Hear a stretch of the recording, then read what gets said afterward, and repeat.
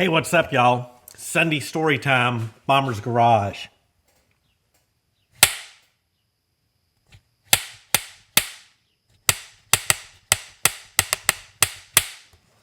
I just sent Morse code for hope you have a good day. The 11th of August is my 2-month wedding anniversary. So I'd like to say hello, wife, Mrs. Bomber, as I call her. So, I'm back on the sew thing again. I thought I'd got off of that. Got the 1991 B7100 HST hydrostatic transmission, which means it's like an automatic. You press a pedal to go forward and a pedal to go reverse. I'm going to put that picture here of the pedal. I don't know. I get confused of where it goes. I'm betting here. If I'm wrong, sorry. So as opposed to the non-HST version, is you have a stick shift and you select a gear. And this one does have high and low. But you select a gear 1, 2, 3, 4. In neutral, you put it in said gear. Let off the clutch. Goes forward. Use your accelerator, which is a lever on the right hand side. I'm going to put a picture of that lever maybe here, and my timing's off a little bit when I put some of these pictures in there. So got the bucket all attached how it's supposed to, functions properly, runs. Got the refurbished belly mower on the rotary motor. Okay. I dropped something. I got to pick it up. It bothers me when I drop stuff on the ground. I can't just leave it. So it's a rotary mower that I refurbished. I've done a couple of videos and mentioned it. Got it all put together. Had a couple little issues. There is two attachments. One goes on the right-hand side, let's say the passenger side, if this was a truck or car. It's straight. On the left-hand side, the driver's side, if this was an old Dodge pick-em-up truck, has another attachment that attaches it to the tractor. But it has a flat curved piece that curves around and attaches where that other one does. And what that flat piece is an anti-sway bar that keeps the mower from doing this. Oh, I got dance moves. I've only got like 3 ladies that watch these videos. I think I'm going to go this way. So that dance was for them, not you guys that watch this. It was bent. So Mrs. Bomber come out here and help me. We had to fight it to get those 2 brackets in. I did not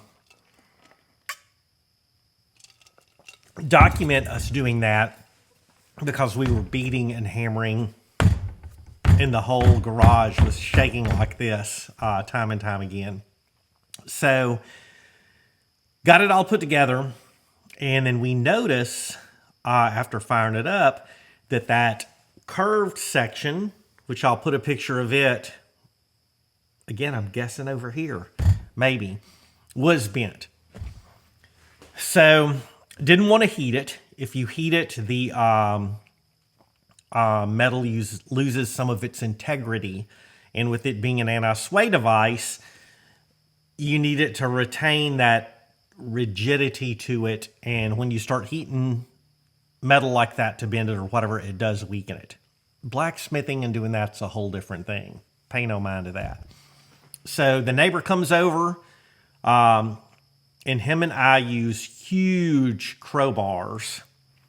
I think I've got a picture of that someplace that I'm going to try to put. I'm going with this side. If we were in Vegas, okay, there's 2 things I don't waste my money on. One's gambling, and as a Marine, I know this is surprising. Gambling, don't do the slot machine, stuff like that, because I might as well throw my money over the Jimmy Davis Bridge. Well, let's say the Texas Street Bridge in Shreveport, because I've humped across it back and forth training for events. Might as well take your money, look at the riverboat casinos, and take that money and do this. I don't have any. All right, y'all. Adding this in here, I was wrong every time. I think I mentioned a minute that like betting black on a roulette wheel. That's why I don't gamble. Every single picture was on the opposite side. So, yeah, just bad luck. I don't gamble. That's why. Thing to do that with in here. But you know what I'm saying. And speaking of that, the other thing is strip clubs. I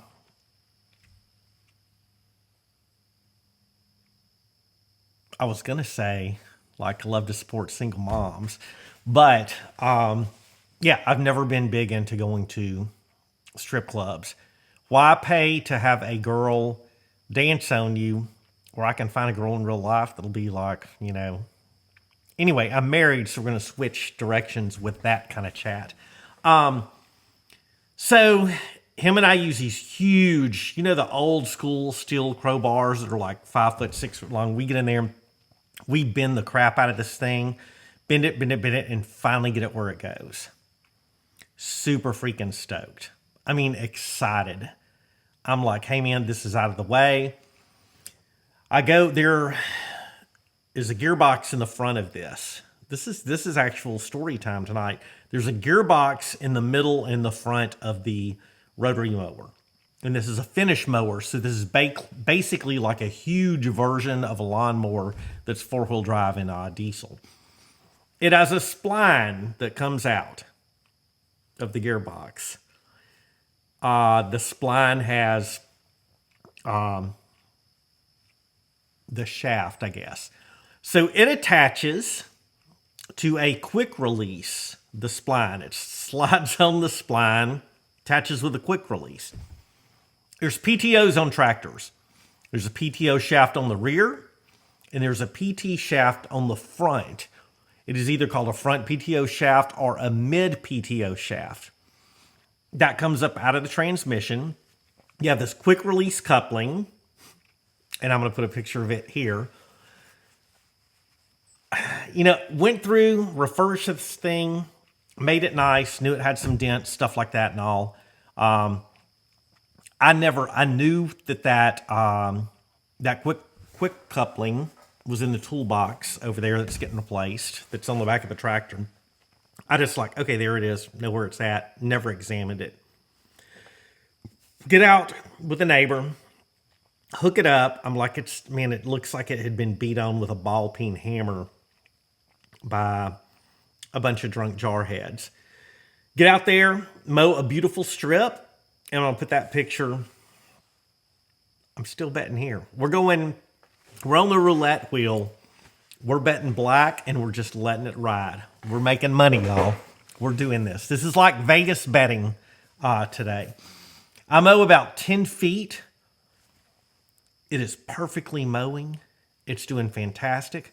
There are no weird sounds, no bearings acting weird, no wobbles. I engage the front PTO, let off the clutch, go forward. It's mowing. I'm looking at him. He's smiling. I'm smiling. And all of a sudden,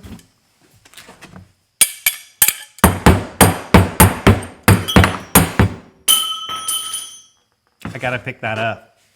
All of a sudden, no power. Kill the engine.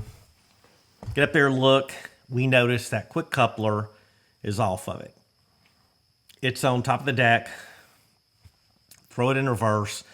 Back it up in here and look at it. And this thing is destroyed. It's grenaded. So I'm like, all right, we need a new quick coupler. So you have that shaft coming out of the gearbox with a spline. It's a male. Then you have the female slides over it. Then there's a U-joint here, U-joint here, and then a coupling that you pull back and stick it on the shaft, release the coupling, and it's docked. This one fails. It grenaded. It was horrible. So he had to go do CrossFit. I'm like, thank you for the help that you gave me. I really appreciate it. He went, rolled out. I call Kubota, talk to my man over there.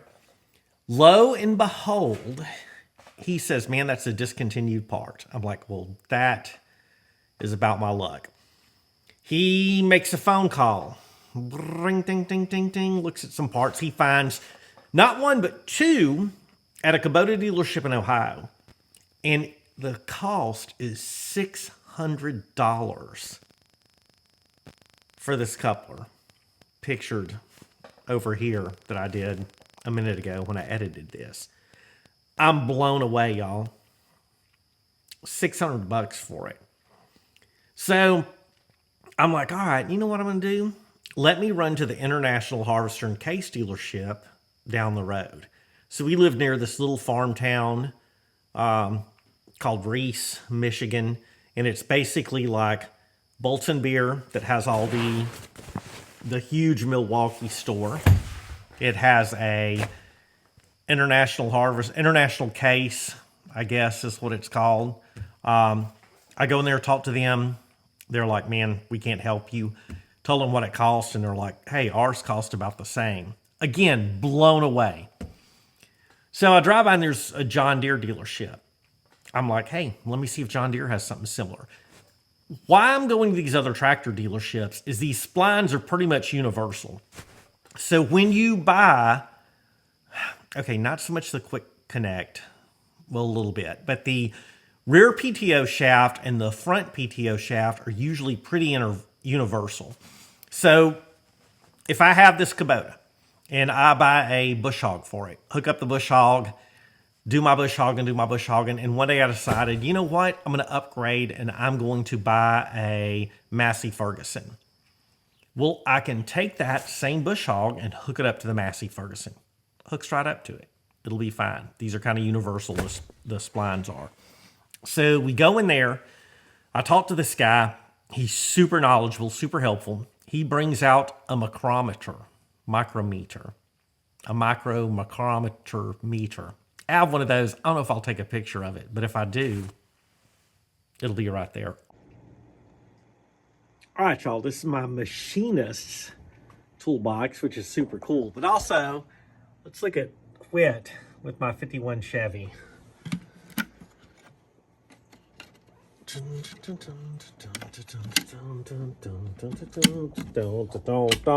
Sound effects. So we're going to open this up, pull this out, and this is where I put drafting equipment, different measurement devices, nothing. Well, some, dude, these angle gauges are so freaking cool. And those are depth gauges and such that are cool as well. And then other measurement devices. Then this is a Scarrett, a Scarrett gauge. And here is my, if I can open it with one hand, my micrometer. So there's that. I do have one.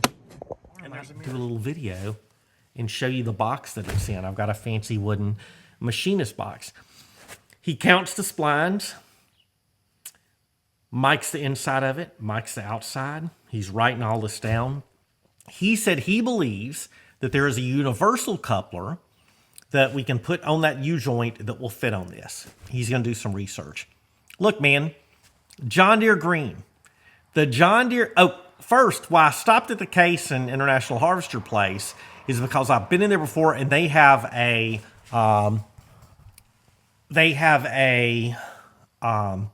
section of Kubota filters that they keep in there. So I was like, well, maybe they've got one of these or have something that'll work. They did not. They just had the Kubota filters. So rolling John Deere, this guy goes above and beyond. I need to find out his name and tell him thank you. Bring him some Bomber's Garage sticky boys and stuff. He measures all this, looks at it, writes down stuff. writes down the model of the rotary mower, which is a model Romeo Charlie 60-71 Bravo.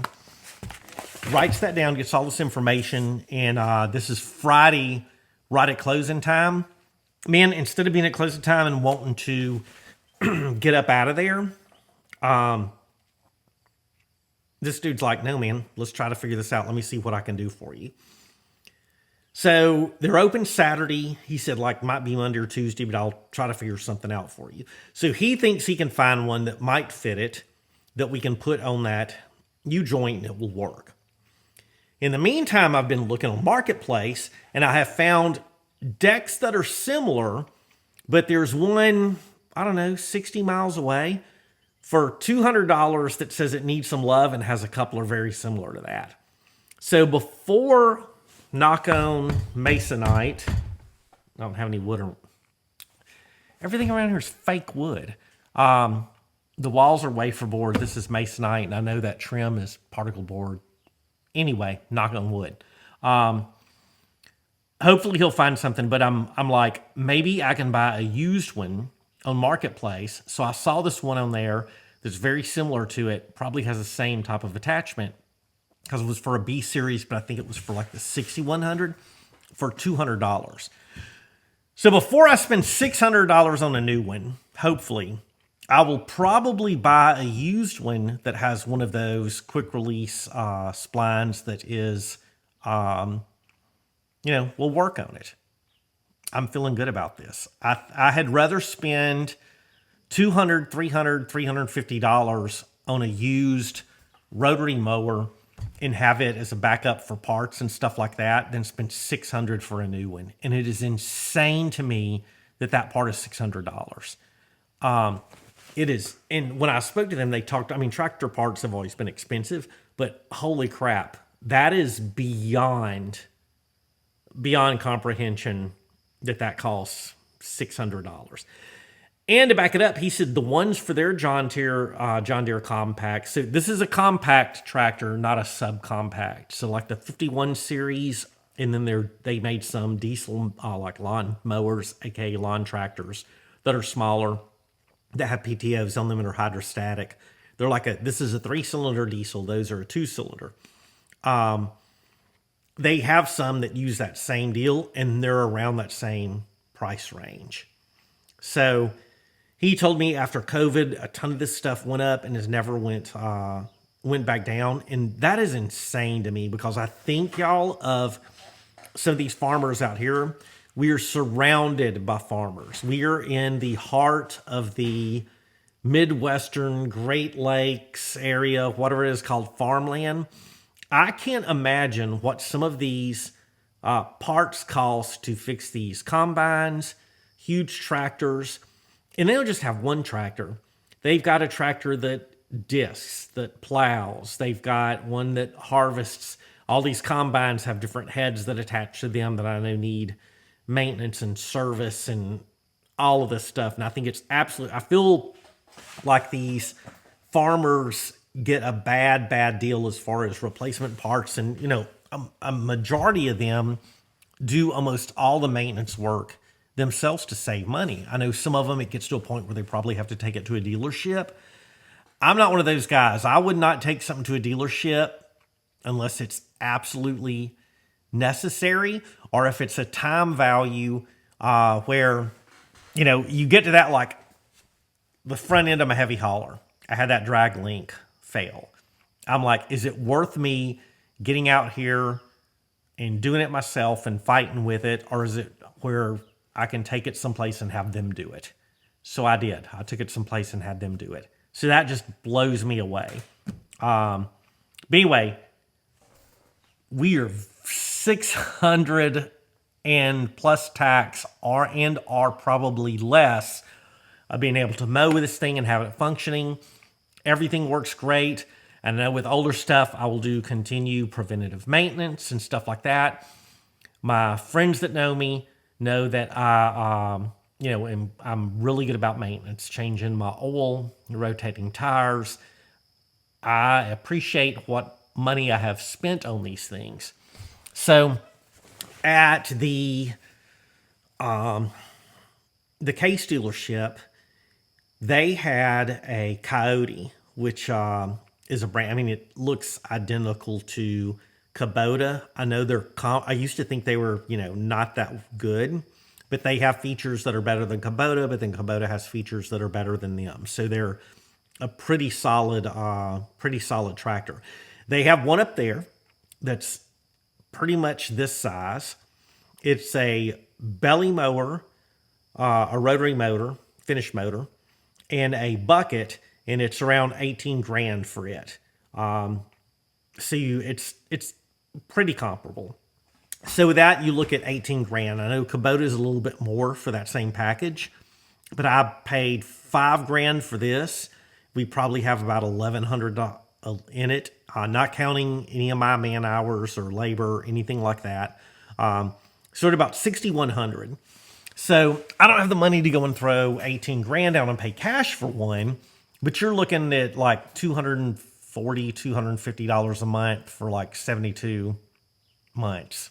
And they had I think it was 72 and then 84 months interest free or 4% interest, whatever, if you didn't qualify. But that's a lot of money. And I'm all about saving money and doing stuff. And of course, one day I do want to upgrade this tractor. What I'd like to do is keep this tractor going and eventually get one that is larger and then sell this and work into getting a, skid steer or something else. So anyway, that's what's going on this week. And sorry to go on about that. I also want to thank my cousin Bank, Will, and Eagle for listening to me fuss a lot about that $600 part. I'm still just blown away, man. $600 for that is insane. It's a lot. Also, next weekend is NASCAR and MIS, Michigan International Speedway. Our friends Eagle and his lovely bride Heather will be up here. Mrs. Bomber and I will be going over there to watch the races at NASCAR. So I'm hoping to do one video interviewing him and then have him on Sunday chat. While the video with him is going to be a while after. I hope to talk to him about NASCAR afterwards. But I also want to have him on Sunday chat and chat with him about some stuff. Stoked for them. And then Saturday the 17th is the Reese Car Show, which I haven't been. I kind of hate it. The Relics Riot is over at the Gilmore Museum. We were planning on going that because Matt from Iron Trap Garage and his crew, Mike and all of them, are going to be there. And it's a lot to drive all the way to the west part of Michigan and back on a Saturday. And then the next day, Sunday, get up and roll to NASCAR, which is about the same distance away. So it's a couple hour drive. So as far as the Corn Report, the Blockcity, good Lord. Blockparty. I don't know why I'm on city. I was just Googling something about Bossier City, where I grew up in. So I was born in Shreveport, grew up in Bossier City. The Blockparty Corn Report. Y'all, the other day I walked out there to take a picture. And it was just, do my corn report, and just looking at it was breathtaking. So Blockparty, aka Blockparty, who is from the Blockcity, he's a Blockcity, Blockparty kind of guy. I don't have any words or anything to add to this. Y'all just watch this corn report. It's absolutely gorgeous. Hey, y'all take care. Thank y'all so much for watching. God bless y'all. Be good and take care. Thanks for watching, y'all. Bye. Also realized it's August, and some of y'all might be wondering why I'm wearing a flannel shirt. It was 67 today with 29 mile per hour gust of winds. The winds have stopped now, but this Louisiana dude was freaking cold. I was wearing a long sleeve shirt and my 1620 trousers when I was doing my weed eating tasks. And man, I don't like rocks and stuff hitting my shorts and my flip-flops. But yeah, it's freaking cold. Michigan's not real, y'all.